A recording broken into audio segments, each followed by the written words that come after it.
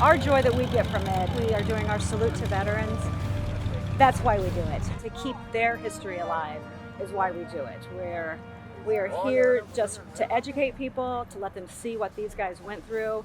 When you hear these things run, they're going to run tonight, all of them at once, and when they're all going to be flying tomorrow, the rumble that exudes from them, it's awe-inspiring. And to think that these guys were 17, 18, 19 in these planes giving their lives for us is what we truly want to provide with this. Easily the most rewarding part.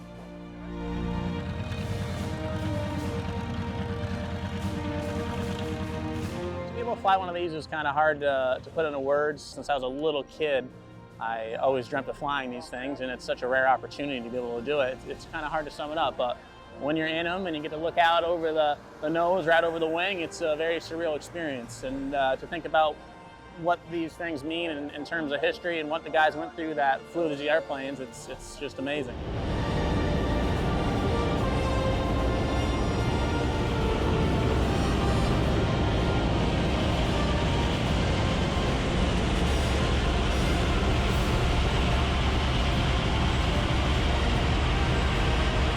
Well, it's sharing our history of the airplane and dedicated to those guys.